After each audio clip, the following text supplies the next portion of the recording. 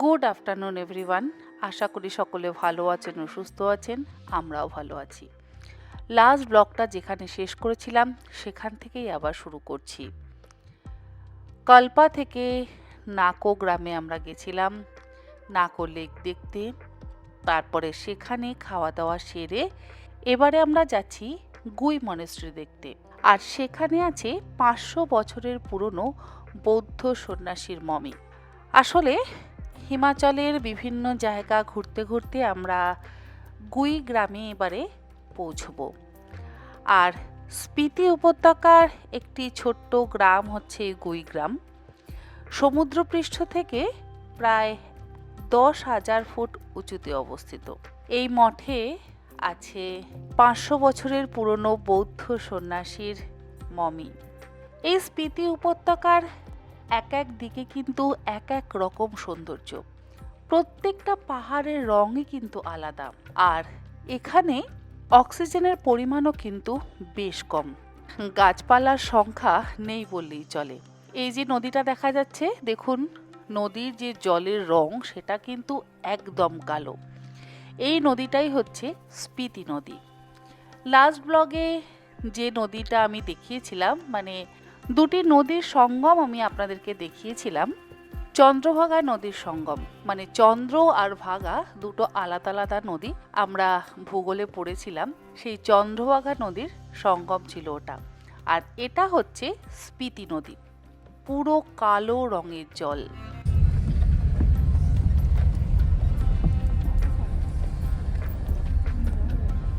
আমরা আবার ফিরে যাব ওই অবধি যেখান থেকে আমরা ঢুকলাম।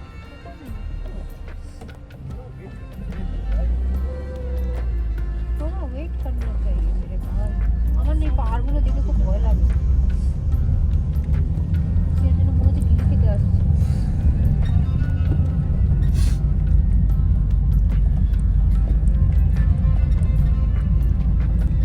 এগুলো কি গাছ? আপেল গাছ?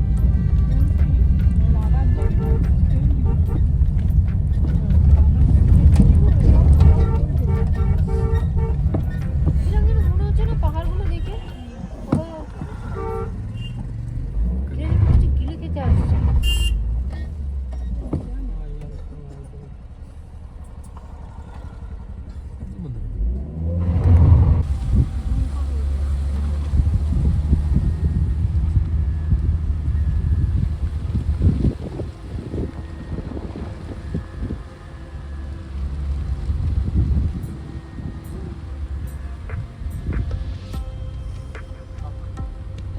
এই ভিডিওতে কিন্তু তোমার বাইরে কি মরে যাবো? বাট এত প্লেজেন্ট ওয়েদার, ঠান্ডা আছে কি আছে? মানে একটু হাওয়া চলছে। এই ঠান্ডাটা যদি উইন্টারে থাকতো তাহলে মরে যেতাম। আমরা পৌঁছে গেছি গুই মনেস্ট্রিতে।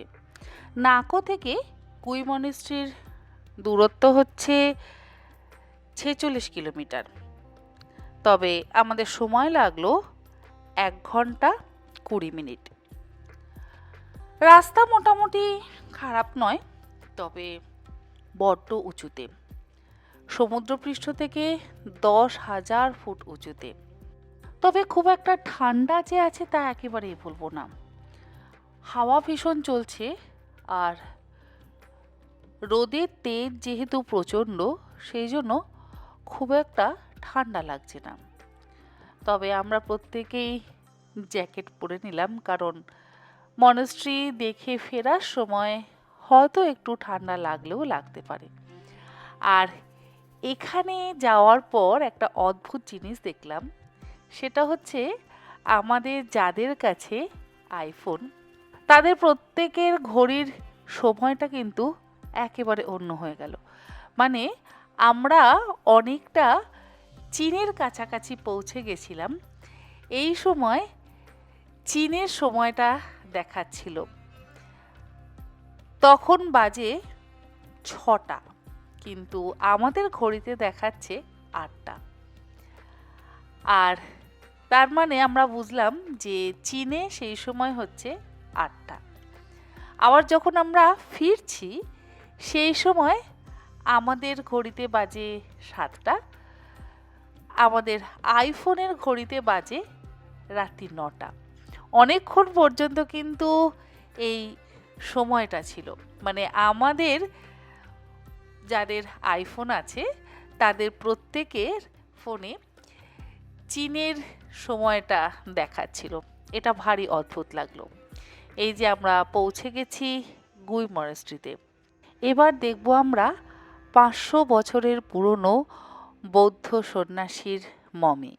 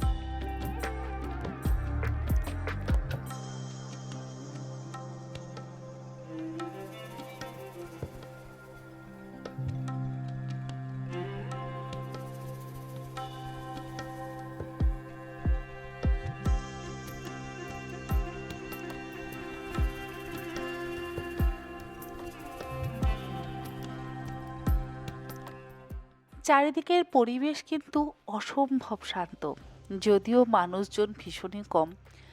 দর্শনার্থীরাই যা আছেন, আর কোনো বৌদ্ধ ভিক্ষুক বা বৌদ্ধ সন্ন্যাসীকে কিন্তু আমরা দেখতে পেলাম না।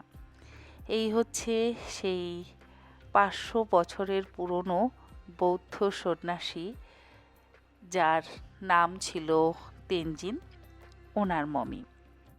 ছোট্ট একটা কাচের ঘরের মধ্যে রাখা আছে এই মমিটি। তবে ছবি তোলা কিন্তু বেশ সমস্যার হচ্ছিল। অনেক কষ্ট করে এই ভিডিও আর কিছু ছবি আমরা তুলতে পেরেছি।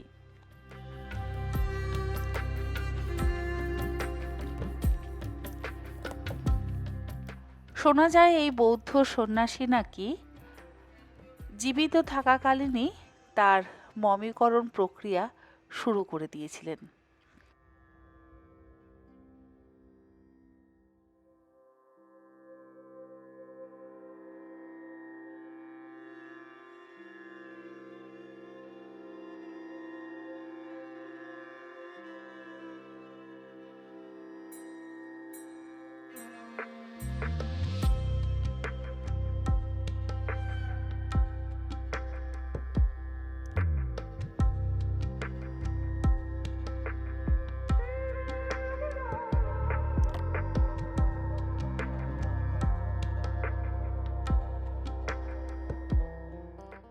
আর একটা জিনিস দেখলাম এই মনাস্ট্রিতে এসে, এখানে যে বৌদ্ধ মূর্তিগুলো আছে ওনাদের চোখ দেখলাম বাঁধা। যাই হোক, অসম্ভব সুন্দর প্রাকৃতিক সৌন্দর্যের সাথে সাথে অসম্ভব সুন্দর মনাস্ট্রি আমরা দর্শন করলাম। এবার আমরা এখান থেকে যাব তাবো।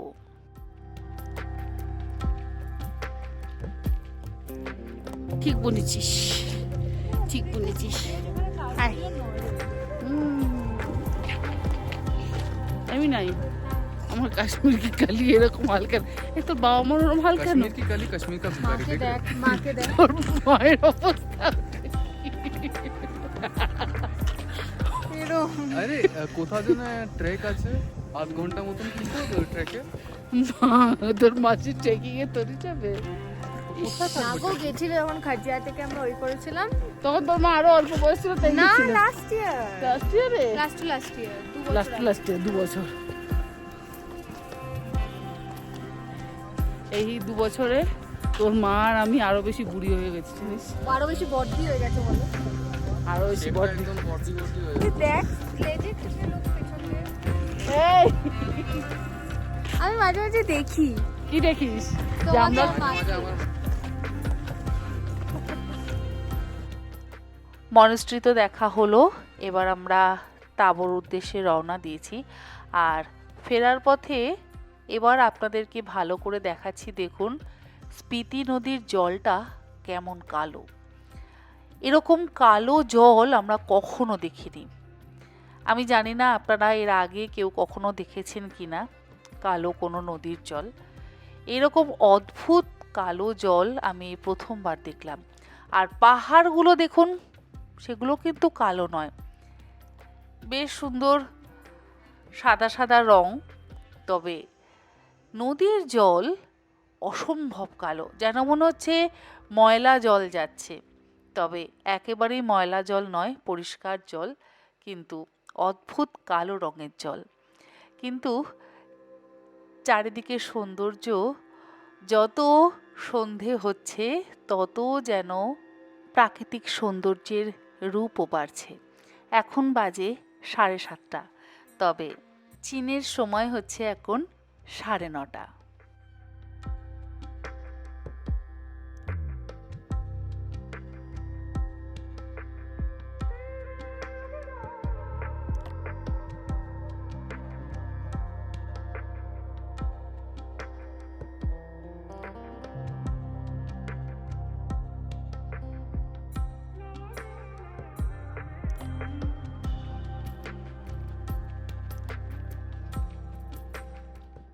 আর গুই মনেস্ট্রি থেকে তাঁবুর দূরত্ব কিন্তু খুব একটা বেশি নয়, 1 ঘন্টা লাগলো আমাদের তাঁবু পৌঁছতে।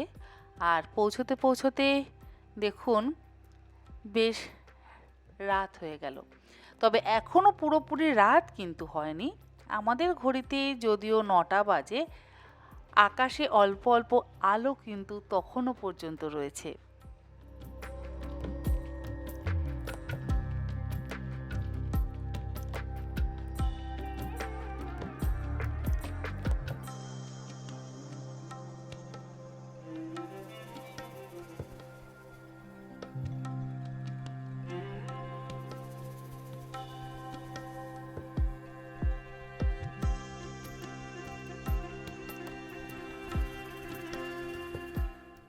আর তাঁবুতে পৌঁছে তো দেখলাম এখানে প্রচুর প্রচুর ক্যাফে আছে।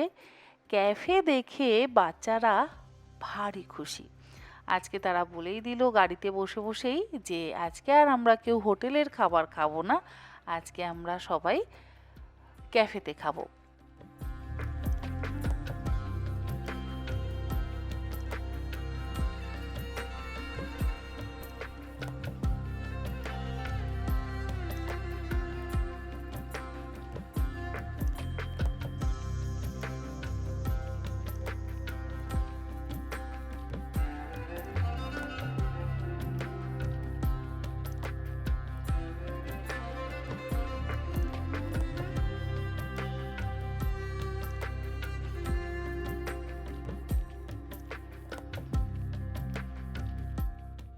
এক ঘন্টা 10 মিনিটের মধ্যে আমরা পৌঁছে গেছি আমাদের ডেস্টিনেশনে। হোটেল তো আগে থাকতেই বুক করাই ছিল। আর সত্যি বলতে এখানকার হোটেলও অসম্ভব ভালো ছিল। চারিদিকের পরিবেশটা যেমন সুন্দর, আর আমাদের মাড হাউসটাও ছিল তেমনই সুন্দর।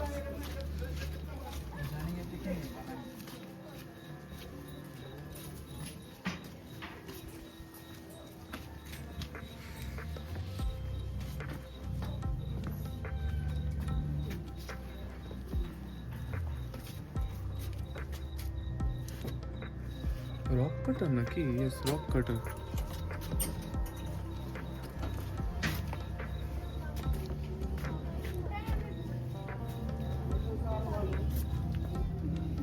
ওয়াও,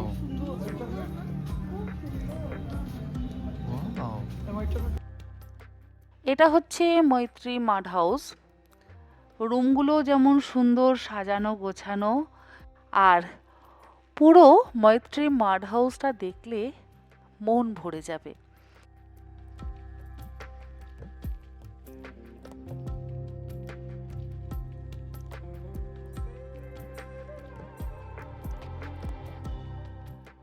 আমরা আমাদের প্রত্যেকের লাগেজ রেখে একটু ফ্রেশ হয়ে তারপরে মার্কেটে বেরোলাম। আগামীকাল তো আবার কাজার উদ্দেশ্যে রওনা দেব, সেই জন্য একটু জল টল কেনাকাটা করছি। আর বাচ্চারা যাচ্ছে ক্যাফেতে। আমরা অবশ্য ক্যাফেতে যাব না, আমরা যাচ্ছি অসম্ভব সুন্দর ডাইনিং হলে, যেখানে ভীষণ ভালো ভালো খাবার দাবারও রাখা আছে আমাদের সকলের জন্য।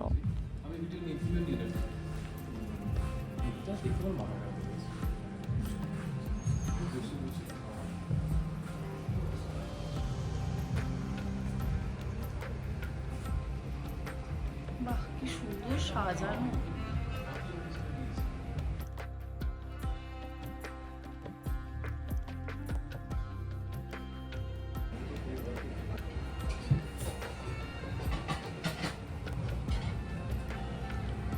এই রাজস্থানে গেছিলাম, রাজস্থানে গিয়ে চৌকিদানিতে গেছিলাম।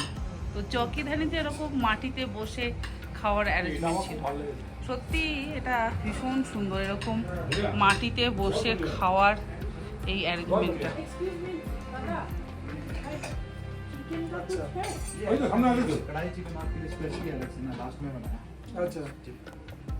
আর এই যে এখানে কি সুন্দর এইগুলো সাজানো, দেখো ইউটেন্সিলস গুলো ভীষণ সুন্দর। হ্যাঁ নিচ্ছি, দাঁড়া আগে একটু ভিডিও করে। খাবারটা কিন্তু অপূর্ব, তাই খুব ভালো। তুমি তো ভেজ নিয়েছো নাকি? না, আমি ভেজই নিয়েছি। ইউটেন্সিলস গুলো ওখানে কি সুন্দর। জানি না এরকম ইউটেন্সিলস পাওয়া যায় কিনা বাজারে। ওই মিক্স ফেসটা কিন্তু অপূর্ব করেছে। বসে খেতে হবে, বাবু হয়ে বসে খেতে হবে। এই তো এখানে বসো না, ওই পাশটা বসো না, তুমি ওই পাশটা বসো। আমি যেরকম ভাই বসেছি।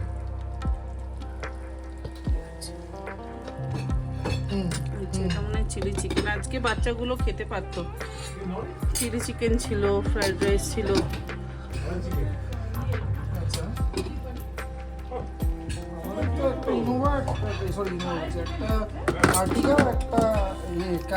মিক্সড ভেজ আছে, সিমুই আছে, প্রত্যেকটা গরম।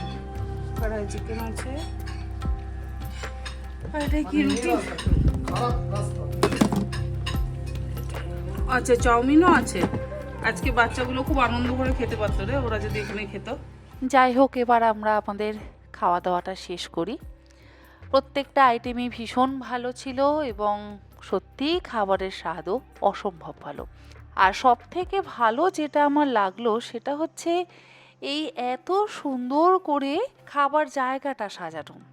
আমি যেহেতু রান্না করতে ভালোবাসি আর বিভিন্ন রকম ইউটেন্সিলস কিনতেও দেখতে ভালোবাসি, সেই জন্য আমার তো আরও বেশি ভালো লাগছে। যাকে আজকের ভিডিওটা এখানে শেষ করছি। ভিডিওটা আপনাদের কেমন লাগলো অবশ্যই জানাবেন। আগামীকাল চেষ্টা করব আবারও একটি নতুন ভিডিও আপনাদের সঙ্গে শেয়ার করতে। আপনারা সকলে ভালো থাকবেন, সুস্থ থাকবেন। ধন্যবাদ।